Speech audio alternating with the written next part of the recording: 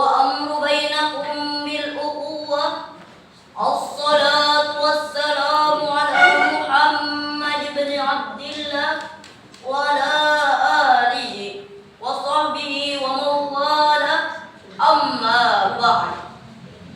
Dewan Hakim dan hadirin yang kami banggakan, Indonesia merupakan salah satu negara dengan multikultural terbesar di dunia. Hal ini dapat dilihat dari kondisi sosial, kultural maupun geografis yang begitu beragam dan luas.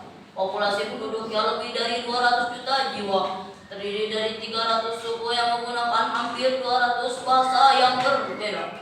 Selain itu, mereka juga menganut agama dan kepercayaan yang beragam seperti Islam, Kristen, Hindu, Buddha, Konghucu, serta berbagai aliran kepercayaan lainnya.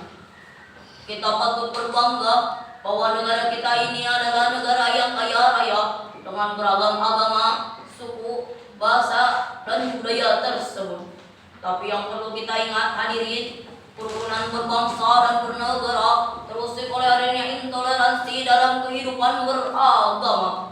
Perusakan tempat ibadah umat agama lain yang terjadi di banyak tempat menegaskan betapa toleransi lintas agama masih menjadi barang mahal dan langka di negeri kita tercinta, Indonesia.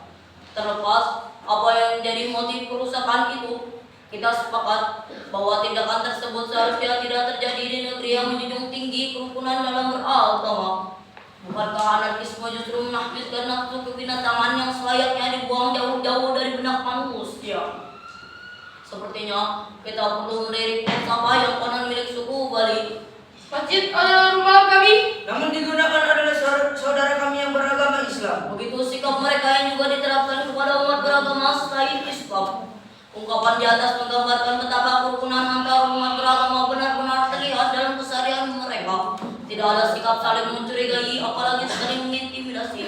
Justru yang ada di tengah-tengah kehidupan adalah kenyamanan dalam beragama. Inilah yang dalam istilah psikologi disebut get comfortable in paradox, sebuah kondisi jiwa yang mampu merasakan ketentraman meskipun berada di tengah paradoksal kehidupan. Berangkat dari uraian tersebut, maka pada kesempatan yang baik ini kami akan menyampaikan syarahan Al-Quran dengan judul toleransi lintas agama dalam membangun Indonesia yang harmonis dan bersahabat. Sebagai berikut.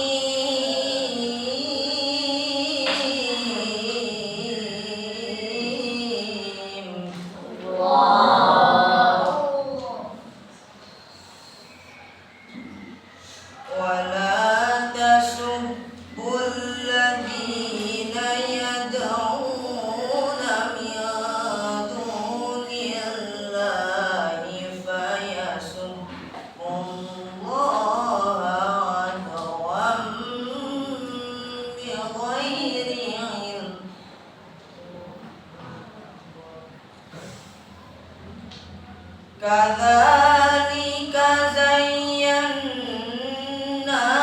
likulli ummatin amaluhum thumma ila rabbihim marji'uhum.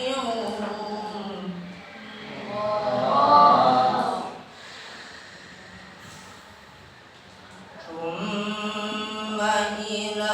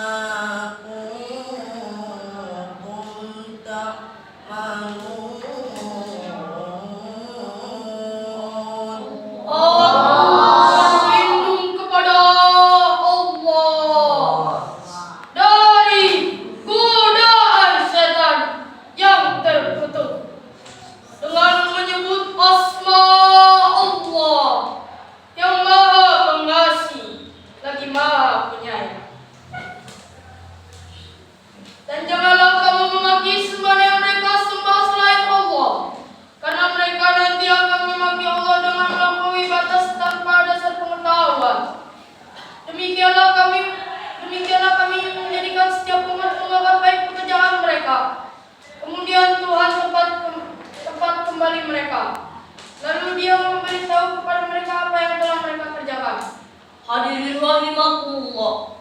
Mengenai ayat di atas, Ibnu Katsir menjelaskan bahwa Allah melarang umat Islam untuk memaki Tuhan orang-orang musyrik, walaupun ada nilai kemaslahatan dalam makian tersebut, sebab akan terdapat mafsadah atau kerusakan yang lebih besar, yaitu sikap mereka yang memaki Tuhan orang-orang yang beriman.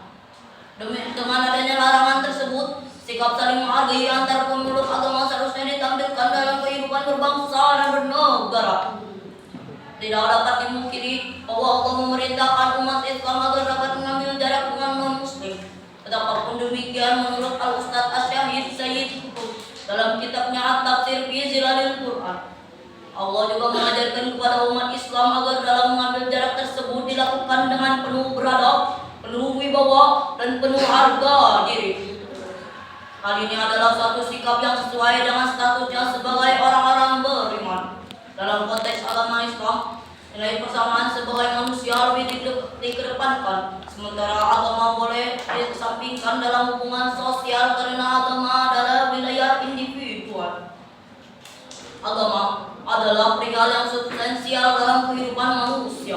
Sejak pertama terlahir ke dunia, manusia telah terikat kontrak ilahiyah untuk mengabdikan diri kepada Allah Subhanahu wa Ta'ala. Namun dalam praktiknya, tidak semua orang diberi hidayah untuk memeluk Islam sebagai agama yang paling diridhoi.